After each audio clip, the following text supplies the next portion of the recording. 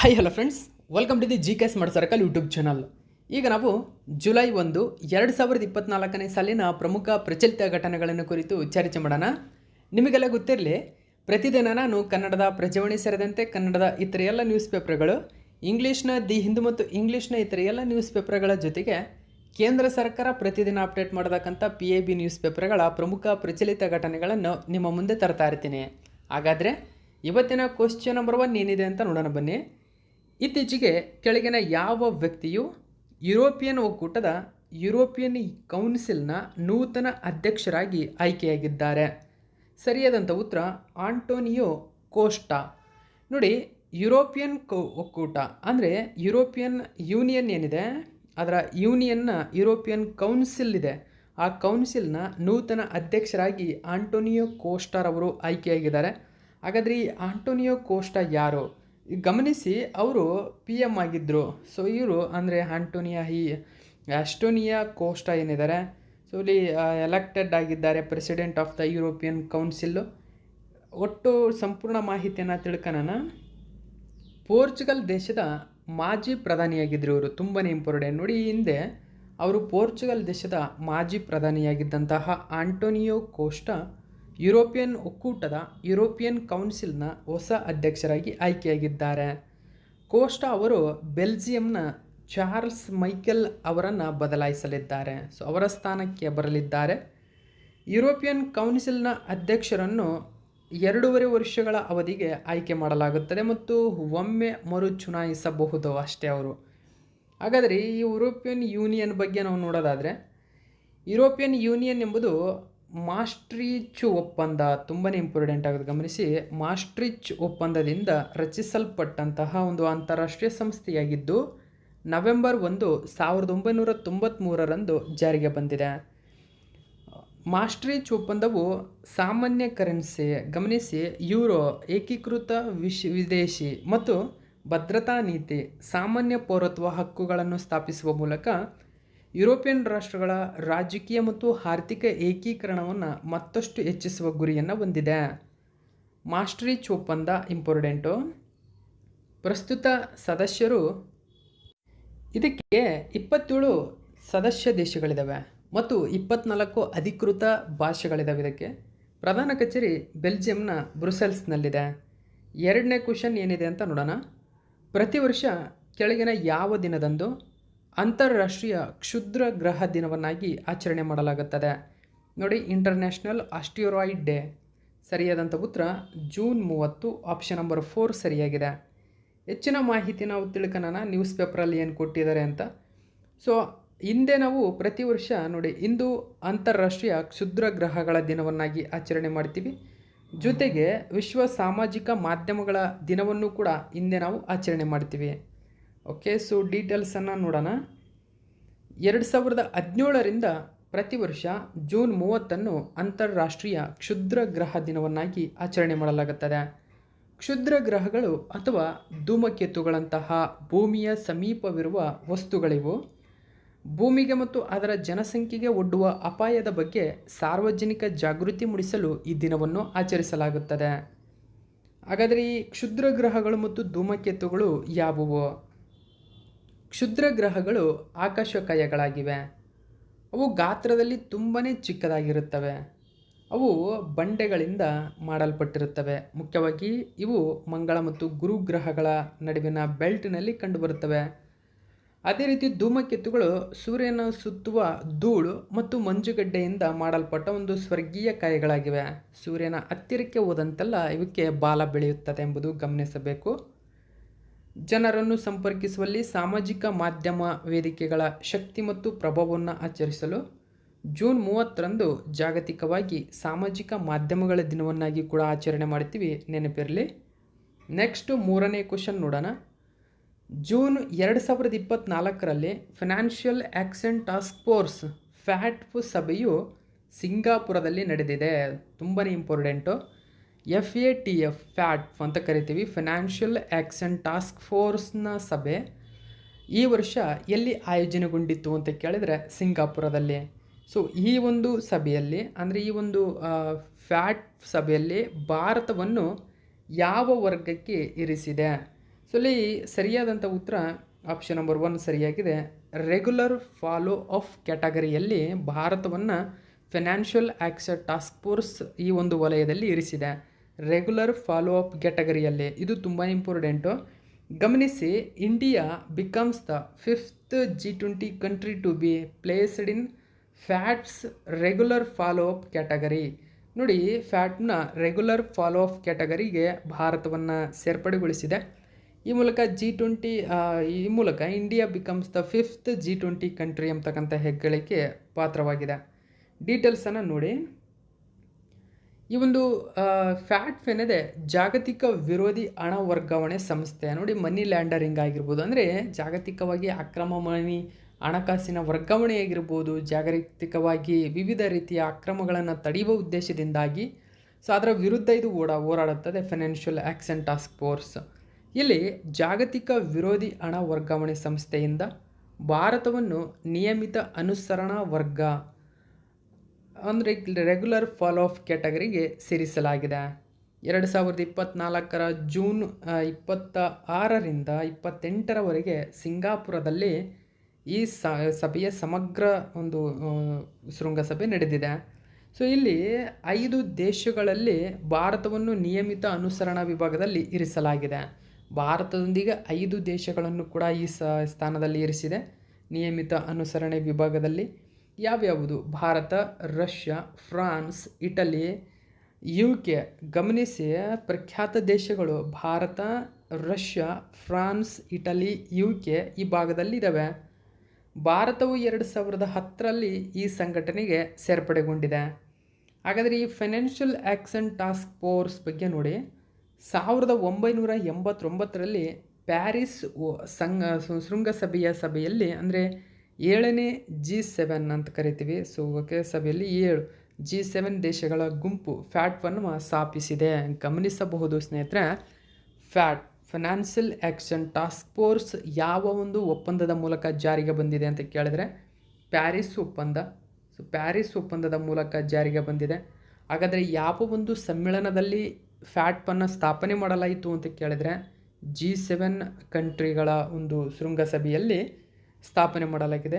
ಯಾವ ವರ್ಷ? 1989. 1989ರ ಪ್ಯಾರಿಸ್ ಶೃಂಗಸಭೆಯ ಸಮಯದಲ್ಲಿ G7 ಗುಂಪು ಇದನ್ನು ಸ್ಥಾಪನೆ ಮಾಡಿದೆ. ಇನ್ನು ಇದರ ಸದಸ್ಯರು ನೋಡಿ, 39 ದೇಶಗಳು ಸದಸ್ಯರಾಗಿದ್ದಾರೆ. ಆದಾಗ್ಯೂ ರಷ್ಯಾವನ್ನು 2023ರಲ್ಲಿ ಅಮಾನತುಗೊಳಿಸಲಾಗಿದೆ. ಭಾರತವು 2010ರಲ್ಲಿ ಇದಕ್ಕೆ ಸೇರ್ಪಡೆಗೊಳಿಸಿದೆ. ಕೇಂದ್ರ ಕಚೇರಿ ಫ್ರಾನ್ಸ್ನ ಪ್ಯಾರಿಸ್ನಲ್ಲಿದೆ. ಪ್ರಸ್ತುತ ಅಧ್ಯಕ್ಷರು ಟಿ ರಾಜ್ಕುಮಾರ್ ಇದ್ದಾರೆ. ಸಿಂಗಾಪುರ ದೇಶದವರು ಟಿ ರಾಜ್ಕುಮಾರ್ ಅವರು ಪ್ರಸ್ತುತ ಅಧ್ಯಕ್ಷರು. ಫ್ರಾನ್ಸ್ನ ಪ್ಯಾರಿಸ್ನಲ್ಲಿ ಪ್ರಧಾನ ಕಚೇರಿಯನ್ನು ಹೊಂದಿದೆ. ಇನ್ನು ಈ ಒಂದು ಫೈನಾನ್ಷಿಯಲ್ ಆ್ಯಕ್ಷನ್ ಟಾಸ್ಕ್ ಫೋರ್ಸ್ ಏನಿದೆ, ಇದರ ಶಿಫಾರಸ್ಸಿನ ಆಧಾರದ ಮೇಲೆ ಮನಿ ಲಾಂಡರಿಂಗ್ ಆ್ಯಕ್ಟ್ 2002ರ ತಡೆಗಟ್ಟುವಿಕೆ ಕಾಯ್ದೆ ಜಾರಿಗೆ ಬಂದಿದೆ. ಭಾರತದಲ್ಲಿ ಮನಿ ಲಾಂಡರಿಂಗಿಗೆ ಸಂಬಂಧಿಸಿದ ಮುಖ್ಯ ಕಾನೂನಾಗಿದೆ ಇದು. ಇದನ್ನು ಜುಲೈ 1, 2005ರಂದು ಜಾರಿಗೆ ತರಲಾಗಿದೆ. PMLA ನೋಡಿ, ಅಂದರೆ PMLAನ ನಿಬಂಧನೆಯನ್ನು ಜಾರಿಗೆ ನಿರ್ದೇಶನಾಲಯ ಅಥವಾ ED ಜಾರಿಗೊಳಿಸುತ್ತದೆ.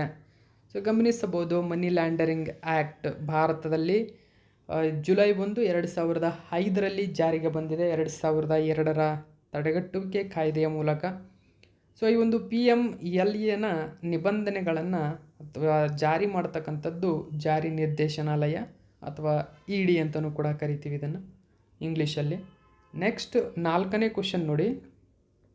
ಇತ್ತೀಚೆಗೆ ಕೆಳಗಿನ ಯಾವ ವ್ಯಕ್ತಿಯು ಭಾರತದ 35ನೇ ವಿದೇಶಾಂಗ ಕಾರ್ಯದರ್ಶಿಯಾಗಿ ನೇಮಕಗೊಂಡಿದ್ದಾರೆ?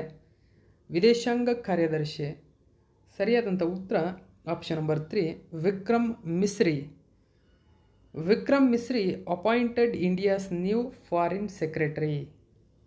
ಡೀಟೇಲ್ಸನ್ನು ನಾವು ನೋಡೋಣ.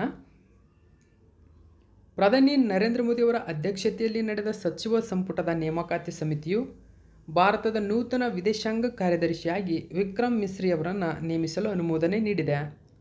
ಅವರು ವಿನಯ್ ಮೋಹನ್ ಕ್ವಾತ್ರಾ ಅವರ ನಂತರ ಜುಲೈ 15, 2024ರಂದು ಅಧಿಕಾರ ವಹಿಸಿಕೊಳ್ಳಲಿದ್ದಾರೆ. ಈ ಹಿಂದೆ ಇದ್ದಂಥವರು ನೋಡಿ, ವಿನಯ್ ಮೋಹನ್ ಕ್ವಾತ್ರಾ ವಿಕ್ರಮ್ ಮಿಸ್ರಿ ಅವರು ಚೀನಾ ತಜ್ಞ ಎಂಬ ಹೆಗ್ಗಳಿಕೆ ಹೊಂದಿದ್ದಾರೆ. ಅವರು 2019ರಿಂದ 2021ರವರೆಗೆ ಗಲ್ವಾನ್ ಕಣಿಯ ಘರ್ಷಣೆಯ ಸಮಯದಲ್ಲಿ ಚೀನಾಕ್ಕೆ ಭಾರತದ ರಾಯಭಾರಿಯಾಗಿ ವರ್ಕ್ ಮಾಡಿದ್ದಾರೆ. ಆ ಕಾರಣಕ್ಕಾಗಿ ಚೀನಾ ತಜ್ಞ ಅಂತಲೂ ಕೂಡ ಕರೀತಾರೆ. ಭಾರತದ ಮೊದಲ ಮಹಿಳಾ ವಿದೇಶಾಂಗ ಕಾರ್ಯದರ್ಶಿ ಅಂದರೆ ಅದು ಜೋಕಿಲಾ ಅಯ್ಯರ್. ವಿದೇಶಾಂಗ ವ್ಯವಹಾರಗಳ ಪ್ರಸ್ತುತ ಸಚಿವರು ಡಾಕ್ಟರ್ ಎಸ್ ಜೈಶಂಕರ್ ಅಂತ ಕರಿತೀವಿ. ಸೊ ಜೈಕೃಷ್ಣನ್ ಆಗಿದೆ, ಎಸ್ ಜೈಶಂಕರ್ ಅಂತ ಮಾಡ್ಕೊಳ್ಳಿ ಇದನ್ನು. Okay, S Jaishankar.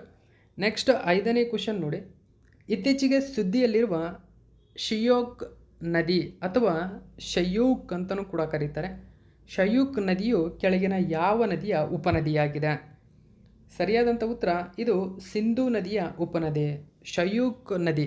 ಸೊ ಇತ್ತೀಚೆಗೆ ಸುದ್ದಿಯಲ್ಲಿರೋ ಕಾರಣ 5 ಜನ ಒಂದು ಯೋಧರು ಈ ಒಂದು ನೀರಿನಲ್ಲಿ ಸಿಕ್ಕಿ ಕೊಚ್ಚಿಕೊಂಡು ಹೋಗಿ ತಮ್ಮ ಪ್ರಾಣವನ್ನು ಕಳೆದುಕೊಂಡಿದ್ದಾರೆ.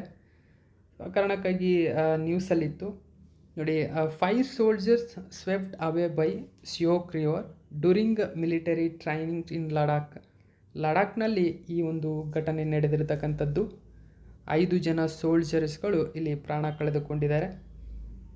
ಇತ್ತೀಚೆಗಷ್ಟೇ ಲಡಾಖ್ನಲ್ಲಿ ಸೇನಾ ತರಬೇತಿಯ ವೇಳೆ ಶಯೂಕ್ ನದಿಯಲ್ಲಿ ಪ್ರಬಲವಾದ ನೀರಿನ ಪ್ರವಾಹಕ್ಕೆ ಟ್ಯಾಂಕ್ ಮುಳುಗಿ 5 ಯೋಧರು ಮೃತಪಟ್ಟಿದ್ದರು.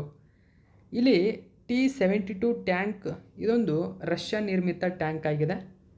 ಪೂರ್ವ ಲಡಾಖ್ನ ನ್ಯೂಮಾ ಚುಶುಲ್ ಪ್ರದೇಶದ ನ್ಯೂಮಾ ಚುಶುಲ್ ಪ್ರದೇಶದ ಸಸರ್ ಬ್ರಾಂಗ್ಸಾ ಬಳಿಯ ಶಯೂಕ್ ನದಿಯಲ್ಲಿ ಸಿಲುಕಿಕೊಂಡಿತು. ಸೊ ಈ ಶಯೂಕ್ ನದಿಯ ಬಗ್ಗೆ ನಾವು ನೋಡೋದಾದರೆ ಇದು ಭಾರತದ ಜಮ್ಮು ಮತ್ತು ಕಾಶ್ಮೀರದ ಉತ್ತರ ಲಡಾಖ್ ಮೂಲಕ ಹರಿಯುವ ನದಿಯಾಗಿದೆ. ಪಾಕಿಸ್ತಾನದ ಆಡಳಿತದ ಗಿಲ್ಗಿಟ್ ಬಾಲ್ಟಿಸ್ತಾನ್ ಪ್ರದೇಶದಲ್ಲಿ ಪ್ರವೇಶಿಸುತ್ತದೆ. ಅಲ್ಲಿ ಅದು ಸಿಂಧೂ ನದಿಯನ್ನು ಸೇರುತ್ತದೆ. ಇದು ಸಿಂಧೂ ನದಿಯ ಉಪನದಿಯಾಗಿದೆ. ರಿಮೋ ಗ್ಲೇಸಿಯರ್ನಿಂದ ಹುಟ್ಟುತ್ತದೆ. ಇದು ನೋಡಿ, ರಿಮೋ ಗ್ಲೇಸಿಯರ್ನಲ್ಲಿ ಇದು ಹುಟ್ಟುತ್ತದೆ. ಸೊ ಪಾಕಿಸ್ತಾನದ ಗಿಲ್ಗಿಟ್ ಬಾಲ್ಟಿಸ್ತಾನ್ ಪ್ರದೇಶ ಏನಿದೆ ಅಲ್ಲಿ ಸಿಂಧೂ ನದಿಯನ್ನು ಸೇರುತ್ತದೆ. ಸಿಂಧೂ ನದಿಯ ಉಪನದಿ ಇದು. 6ನೇ ಕ್ವಶನ್ ನೋಡಿ. ಇತ್ತೀಚೆಗೆ IMF ಅಂತಾರಾಷ್ಟ್ರೀಯ ಹಣಕಾಸು ನಿಧಿಗೆ ಬಿಡುಗಡೆ ಮಾಡಿದ ಕೃತಕ ಬುದ್ಧಿಮತ್ತೆಯ ಸಿದ್ಧತೆ ಸೂಚ್ಯಂಕ ನೋಡಿ, IP ಅಂತ ಕರಿತೀವಿ, AIPI. Okay, artificial intelligence preparedness index. IMF ಪ್ರತಿ ವರ್ಷ ಇದನ್ನು ಬಿಡುಗಡೆ ಮಾಡುತ್ತದೆ. ತುಂಬಾ ಇಂಪಾರ್ಟೆಂಟು. IMF ಬಿಡುಗಡೆ ಮಾಡಿದೆ IP ಇಂಡೆಕ್ಸನ್ನು, ಕೃತಕ ಬುದ್ಧಿಮತ್ತೆ ಸಿದ್ಧತೆ ಸೂಚ್ಯಂಕ. ಈ ಸೂಚ್ಯಂಕದಲ್ಲಿ ಕೆಳಗಿನ ಯಾವ ದೇಶವು ಅಗ್ರಸ್ಥಾನ ಪಡೆದುಕೊಂಡಿದೆ? ಸರಿಯಾದಂಥ ಉತ್ತರ ಸಿಂಗಾಪುರ. ವಿಶ್ವದಲ್ಲೇ ಸಿಂಗಾಪುರ ಆರ್ಟಿಫಿಷಿಯಲ್ ಇಂಟೆಲಿಜೆನ್ಸ್ ಪ್ರಿಫರ್ನೆಸ್ ಇಂಡೆಕ್ಸ್ನಲ್ಲಿ ಅಗ್ರಸ್ಥಾನ ಇದೆ. 2ನೇ ಸ್ಥಾನದಲ್ಲಿ ಡೆನ್ಮಾರ್ಕ್ ಇದೆ. 3ನೇ ಸ್ಥಾನದಲ್ಲಿ ಅಮೇರಿಕಾ ಇದೆ. ಸೊ ಡೀಟೇಲ್ಸ್ ನಾವು ತಿಳ್ಕೊಳ್ಳೋಣ. ಟೋಟಲ್ ಆಗಿ IMF 174 ಕಂಟ್ರಿಗಳನ್ನೊಳಗೊಂಡಂತೆ ಆರ್ಟಿಫಿಷಿಯಲ್ ಇಂಟೆಲಿಜೆನ್ಸ್ನ ಪ್ರಿಫರ್ನೆಸ್ ಇಂಡೆಕ್ಸ್ ಬಿಡುಗಡೆ ಮಾಡಿದೆ. ಹಾಗಾದರೆ ಭಾರತ ಇಲ್ಲಿ ಯಾವ ಸ್ಥಾನದಲ್ಲಿದೆ? ಎಲ್ಲ ಡೀಟೇಲ್ಸನ್ನು ನೋಡೋಣ. ಸೊ IMF ಈ ಒಂದು IP ಇಂಡೆಕ್ಸ್ ಬಿಡುಗಡೆ ಮಾಡಿದೆ.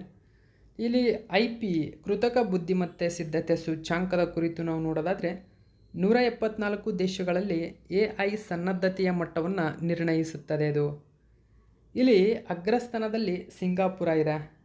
ಪಾಯಿಂಟ್ ಅಂದರೆ ಇದು 0 ಇಂದ 1ವರೆಗೂ ಕೌಂಟ್ ಮಾಡುತ್ತದೆ. ಇದು ಅಂಕಗಳನ್ನು ನೀಡುತ್ತದೆ. 0.80 ಅಂಕಗಳೊಂದಿಗೆ ಸಿಂಗಾಪುರ ಅಗ್ರಸ್ಥಾನದಲ್ಲಿದ್ದರೆ ಡೆನ್ಮಾರ್ಕ್ 2ನೇ ಸ್ಥಾನದಲ್ಲಿದೆ. ಅಮೆರಿಕಾ 3ನೇ ಸ್ಥಾನದಲ್ಲಿದೆ. ಸಿಂಗಾಪುರ, ಡೆನ್ಮಾರ್ಕ್, ಅಮೆರಿಕಾ ಈ ಒಂದು ಸೂಚ್ಯಂಕದಲ್ಲಿ ಕ್ರಮವಾಗಿ ಅಗ್ರಸ್ಥಾನದಲ್ಲಿದ್ದಾವೆ. ಅತ್ಯುನ್ನತ ಶ್ರೇಣಿಯ AEಗಳಲ್ಲಿ ಸೇರಿವೆವು. ಭಾರತವನ್ನು ಇಲ್ಲಿ 0.49 ರೇಟಿಂಗ್ ಹೊಂದಿದೆ ಭಾರತ. ಈ ಮೂಲಕ EM ಎಂದು ವರ್ಗೀಕರಿಸಲಾಗಿದೆ. ಭಾರತವು ಒಟ್ಟು 174 ದೇಶಗಳಲ್ಲಿ 72ನೇ ಸ್ಥಾನದಲ್ಲಿದೆ. ಬಾಂಗ್ಲಾದೇಶ 113ನೇ ಸ್ಥಾನದಲ್ಲಿ, ಶ್ರೀಲಂಕಾ 92, ಚೀನಾ 31ನೇ ಸ್ಥಾನದಲ್ಲಿದೆ. ನೋಡಿ, ಭಾರತ 72ನೇ ಸ್ಥಾನವನ್ನು ಪಡೆದುಕೊಂಡಿರ್ತಕ್ಕಂಥದ್ದನ್ನು ಗಮನಿಸಬೇಕು. ಭಾರತಕ್ಕೆ ರ್ಯಾಂಕ್ ಅಥವಾ ರೇಟಿಂಗ್ ಎಷ್ಟಿದೆ? 0.49 ಎಂಬುದು ಗಮನಿಸಿ. ನೆಕ್ಸ್ಟ್ 7ನೇ ಕ್ವಶನ್ ನೋಡಿ. ಭಾರತೀಯ ಬಾಹ್ಯಾಕಾಶ ಸಂಶೋಧನಾ ಸಂಸ್ಥೆ ಇಸ್ರೋ ತನ್ನ ಇತ್ತೀಚಿನ ದೊಡ್ಡ ಉಪಗ್ರಹವಾಗಿರತಕ್ಕಂಥ GSAT-20 ಕೆಳಗಿನ ಯಾವ ರಾಕೆಟ್ನಲ್ಲಿ ಉಡಾವಣೆ ಮಾಡಲಿದೆ? ನೋಡಿ, GSAT-20 ಅತ್ಯಂತ ದೊಡ್ಡ ರಾಕೆಟ್ ಆಗಿದೆ. ಅದು ಅತ್ಯಂತ ಭಾರವಾಗಿದೆ ಮತ್ತು ಅತ್ಯಂತ ದೊಡ್ಡದಾದ ರಾಕೆಟ್ ಆಗಿರುವುದರಿಂದ ಕೆಳಗಿನ ಯಾವ ಒಂದು ರಾಕೆಟ್ನ ಮೂಲಕ ಉಡಾವಣೆ ಮಾಡುತ್ತದೆ ಅಂತ ಕೇಳಿದರೆ ಭಾರತದ ರಾಕೆಟ್ನಿಂದಲ್ಲ. SpaceX Falcon 9 most important ಆಗೋದು. ನೀವು ಭಾರತದಲ್ಲಿ ಹಲವಾರು ಉಡಾವಣೆ ವಾಹನಗಳಿದ್ದರೂ ಕೂಡ ಅಷ್ಟೊಂದು ಭಾರವಾಗಿರತಕ್ಕಂಥ ರಾಕೆಟನ್ನು ಉಡಾವಣೆ ಮಾಡುವ ಸಾಮರ್ಥ್ಯವನ್ನು ಭಾರತೀಯ ಉಡಾವಣಾ ವಾಹನಗಳು ಹೊಂದಿಲ್ಲ. ಆ ಕಾರಣಕ್ಕಾಗಿ ಸ್ಪೇಸ್ ಎಕ್ಸ್ನ ಫಾಲ್ಕನ್ 9 ಇದು ಭಾರವಾಗಿರತಕ್ಕಂಥ ಸ್ಯಾಟಲೈಟನ್ನು ಉಡಾವಣೆ ಮಾಡುವ ಸಾಮರ್ಥ್ಯವನ್ನು ಹೊಂದಿದೆ. ಈ ಮೂಲಕ ಡೀಟೇಲ್ಸ್ ನೋಡಿ, NDTV ನ್ಯೂಸ್ ಪೇಪರ್ ಮಾಹಿತಿ ಕೊಟ್ಟಿದೆ. ISRO to launch first satellite. ನೋಡಿ, ಮೊಟ್ಟ ಮೊದಲ ಸ್ಯಾಟಲೈಟ್ ಸ್ಪೇಸ್ ಎಕ್ಸ್ನ ಮೂಲಕ ಭಾರತ ಲಾಂಚ್ ಮಾಡ್ತಾ ಇದೆ. ಸೊ ಫಾಲ್ಕನ್ 9ನ ಮೂಲಕ ಆಗಸ್ಟ್ ತಿಂಗಳಲ್ಲಿ ಇದನ್ನು ಲಾಂಚ್ ಮಾಡ್ತಾ ಇದೆ, ಗಮನಿಸಬಹುದು. ಸೊ ಇಸ್ರೋದ ಒಡೆತನದ ನ್ಯೂ ಸ್ಪೇಸ್ ಇಂಡಿಯಾ ಲಿಮಿಟೆಡ್ NSILನ ವಾಣಿಜ್ಯ ವಿಭಾಗವು 2024 ಆಗಸ್ಟ್ರಲ್ಲಿ ಸ್ಪೇಸ್ ಎಕ್ಸ್ನ ಫಾಲ್ಕನ್ 9ನಲ್ಲಿ GSAT-20 ಉಡಾವಣೆ ಮಾಡಲು ಸಿದ್ಧತೆಯಾಗಿದೆ. ಹಾಗಾದರೆ ಇದೊಂದು ಸಂವಹನ ಉಪಗ್ರಹ, ಕಮ್ಯುನಿಕೇಷನ್ ಸ್ಯಾಟಲೈಟ್ ಆಗಿದೆ. ಇದು ತುಂಬ ಇಂಪಾರ್ಟೆಂಟ್. ನೋಡಿ, GSAT-20 ಎಂಬುದು ಒಂದು ಸಂವಹನ ಉಪಗ್ರಹ, ಕಮ್ಯುನಿಕೇಷನ್ ಸ್ಯಾಟಲೈಟ್ ಆಗಿದೆ. ಫಾಲ್ಕನ್ 9 ಪ್ರಪಂಚದ ಮೊದಲ ಕಕ್ಷೀಯ ವರ್ಗದ ಮರುಬಳಕೆ ಮಾಡಬಹುದಾದ 2 ಹಂತದ ರಾಕೆಟ್ ಆಗಿದೆ. ಗಮನಿಸಿ, ಫಾಲ್ಕನ್ 9 ಬಗ್ಗೆ, ಇದು ಪ್ರಪಂಚದ ಮೊಟ್ಟ ಮೊದಲ ಕಕ್ಷೀಯ ವರ್ಗದ ಮರುಬಳಕೆ ಮಾಡಬಹುದಾದ 2 ಹಂತದ ರಾಕೆಟ್ ಆಗಿದೆ. ಜನರು ಮತ್ತು ಭೂಮಿಯ ಕಕ್ಷೆ ಮತ್ತು ಅದರ ಆಚೆನ ಪೇಲೋಡ್ಗಳ ವಿಶ್ವಾಸಾರ್ಹ ಮತ್ತು ಸುರಕ್ಷಿತ ಸಾಗಾಣಿಕೆಗಾಗಿ ಸ್ಪೇಸ್ ಎಕ್ಸ್ನಿಂದ ವಿನ್ಯಾಸಗೊಳಿಸಲಾಗಿದೆ ಮತ್ತು ತಯಾರಿಸಲಾಗಿದೆ. ಅದನ್ನು GSAT-20 ಉಡಾವಣೆ ಮಾಡಲು ಇಸ್ರೋ ಸ್ಪೇಸ್ ಎಕ್ಸನ್ನು ಆಯ್ಕೆ ಮಾಡಿದೆ. ಏಕೆಂದರೆ ಭಾರತದ ಸ್ವದೇಶಿ heavy rocket launch vehicle mark 3 ಅಂತಹ ಭಾರವಾದ ಉಪಗ್ರಹವನ್ನು ಎತ್ತುವ ಸಾಮರ್ಥ್ಯವನ್ನು ಹೊಂದಿಲ್ಲ. GSAT-20 ಎಂದರೇನು? GSAT-20 ಹೆಚ್ಚಿನ ವೇಗದ ಬ್ರಾಡ್ಬ್ಯಾಂಡ್ ಇಂಟರ್ನೆಟ್ ಸಂಪರ್ಕ, ಡಿಜಿಟಲ್ ವಿಡಿಯೋ ಟ್ರಾನ್ಸ್ಮಿಷನ್ ಮತ್ತು ಆಡಿಯೋ ಟ್ರಾನ್ಸ್ಮಿಷನನ್ನು ಒದಗಿಸುವ ಹೆಚ್ಚಿನ ಥ್ರೋಪುಟ್ ಬ್ಯಾಂಡ್ ಉಪಗ್ರಹವಾಗಿದೆ. ಇಲ್ಲಿ ಗಮನಿಸಬಹುದು, ಇಂಟರ್ನೆಟ್ ಸಂಪರ್ಕ ಆಗಿರ್ಬೋದು, ಡಿಜಿಟಲ್ ವಿಡಿಯೋ ಟ್ರಾನ್ಸ್ಮಿಷನ್ ಆಗಿರ್ಬೋದು, ಆಡಿಯೋ ಟ್ರಾನ್ಸ್ಮಿಷನ್ ಒಂದು ಹೆಚ್ಚು ಮಾಡತಕ್ಕಂಥ ಒಂದು ಥ್ರೋಪುಟ್ ಬ್ರಾಡ್ಬ್ಯಾಂಡ್ ಆಗಿದೆ. ಸೊ ನೋಡಿ, ಈ ಮೂಲಕ ಈ ಉಪಗ್ರಹವು ಸುಮಾರು 48 Gbps ಪ್ರಭಾವಶಾಲಿಯಾಗಿರತಕ್ಕಂಥ HTS ಸಾಮರ್ಥ್ಯವನ್ನು ಹೊಂದಿದೆ. ಅಂದರೆ ಹೈ ಥ್ರೋಪುಟ್ ಸ್ಯಾಟಲೈಟ್ ಅನ್ನು ಹೊಂದಿದೆ. ಇದು ತುಂಬಾ ಇಂಪಾರ್ಟೆಂಟ್. HTSನ ವಿಸ್ತೃತ ರೂಪ ಏನು ಅಂತ ಕೇಳಬಹುದು. ಹೈ ಥ್ರೋಪುಟ್ ಸ್ಯಾಟಲೈಟ್ ಅಂತ ಕರಿತೀವಿ. New Space India Limited NSIL 6ನೇ ಮಾರ್ಚ್ 2019ರಂದು ಕಂಪನಿ ಆ್ಯಕ್ಟ್ 2013 ಅಡಿಯಲ್ಲಿ ಸ್ಥಾಪನೆಯಾಗಿದೆ. ಇದು ಬಾಹ್ಯಾಕಾಶ ಇಲಾಖೆಯ ಆಡಳಿತಾತ್ಮಕ ನಿಯಂತ್ರಣದ ಅಡಿಯಲ್ಲಿ ಭಾರತ ಸರ್ಕಾರದ ಸಂಪೂರ್ಣ ಸ್ವಾಮ್ಯದ ಕಂಪನಿಯಾಗಿದೆ. ಪ್ರಾಥಮಿಕ ಜವಾಬ್ದಾರಿಯು ಭಾರತೀಯ ಕೈಗಾರಿಕೆಗಳು ಉನ್ನತ ತಂತ್ರಜ್ಞಾನದ ಬಾಹ್ಯಾಕಾಶ ಸಂಬಂಧಿತ ಚಟುವಟಿಕೆಗಳನ್ನು ತೆಗೆದುಕೊಳ್ಳಲು ಅನುವು ಮಾಡುತ್ತದೆ. ನೆಕ್ಸ್ಟ್ 8ನೇ ಕ್ವಶನ್ ನೋಡಿ. ಇತ್ತೀಚೆಗೆ ಕೇಂದ್ರದ ಕೆಳಗಿನ ಯಾವ ಪಡೆಯು ಭಾರತದಲ್ಲಿನ ಇತ್ತೀಚಿನ ಕಾನೂನು ಬೆಳವಣಿಗೆಗಳ ಬಗ್ಗೆ ಮಾಹಿತಿಯನ್ನು ಪಡೆಯಲು ಸಂಜ್ಞಾನ್ ಅಪ್ಲಿಕೇಶನ್, ಸಂಜ್ಞಾನ್ ಆ್ಯಪ್ ಬಿಡುಗಡೆ ಮಾಡಿದೆ? ಸರಿಯಾದಂಥ ಉತ್ತರ RPF. ಸೊ ನೋಡಿ, ಇದರ ಉದ್ದೇಶವೇನು? ಭಾರತದಲ್ಲಿನ ಇತ್ತೀಚಿನ ಕಾನೂನು